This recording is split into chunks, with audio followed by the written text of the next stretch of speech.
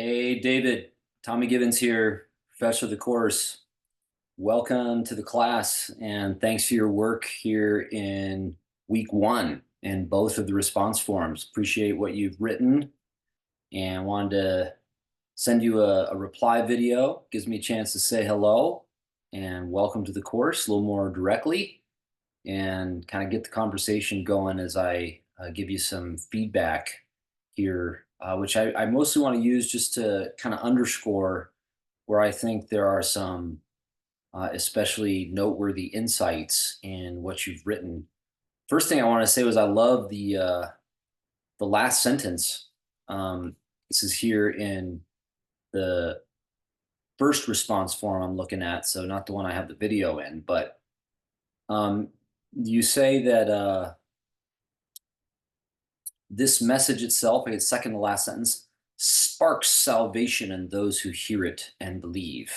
I think that's a great way of getting at how the gospel is sort of powerful upon arrival. It sparks something. We often want to kind of break it down in terms of a decision that a person makes, as if faith in Jesus were the product of some kind of weighing the alternatives or, careful study of the evidence or something along those lines. I just don't think that fits. And it's important in some ways to recognize that faith comes to people as a gift. It sort of flowers spontaneously and often upon hearing the kind of scandalous message of Paul's gospel, often by witnessing the life of people who are following this gospel and the way that they're treating one another and living in the world. So that's just I think, a better way of understanding how faith happens, you might say. So love that here in the first response forum. I do think it's important to kind of recognize how the circumstances on the ground in Habakkuk's generation, what he's complaining to God about, are key for understanding what faith is. The circumstances of being cruelly oppressed by the Chaldeans, what causes this horror in Habakkuk at what his people are enduring. This is actually the context in which the distinction between the life of the proud or the arrogant, people who are oppressive, exploiting others, taking advantage of the weak, victimizing them, contrast between them and the just who live by faith is perhaps more stark because faith means trusting God to provide, um, regarding God as trustworthy, and living with a kind of generosity towards others that flows out of that trust in God to provide, as opposed to thinking that those are things that, well-being, material plenty, security are all things that we have to secure for ourselves in a kind of dog eat dog world. Um, so that's the word that Habakkuk hears from the Lord.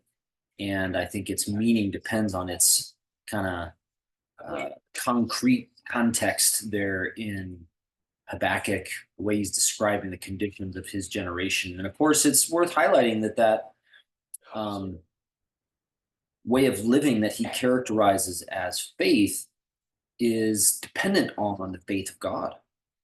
Um, it's only as God acts in good faith, you might say, that God's covenant partner, human, the covenant community, can also be faithful, can trust God, because God is trustworthy. And so that, I think, is how the justice of God is revealed from faith to faith, from the faith of God to the faith of the human. That is the fruit, the gift of faith of God.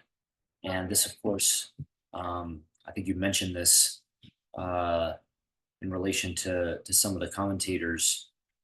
It's not that this can only be about the Messiah as the just one, but I think that this movement from faith to faith is open to a messianic horizon where the faith of God and the faith of the human are disclosed in their fullness in one person, uh, the human heir of God's own life on the earth, the Son of God, the Messiah.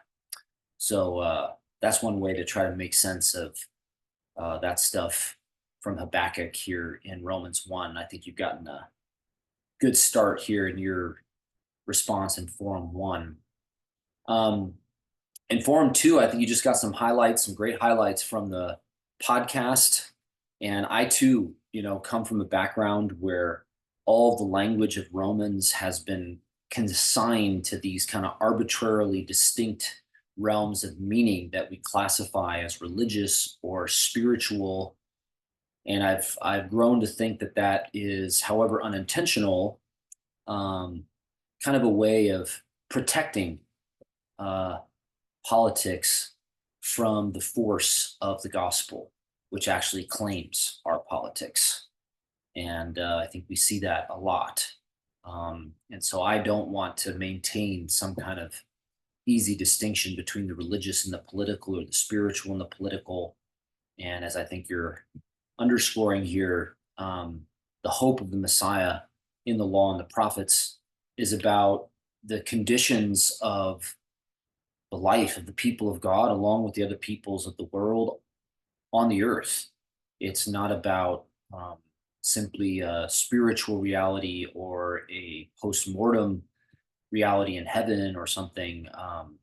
It's about the way God's justice is enfleshed, revealed on the earth, in and through the people of God, finally for all the world.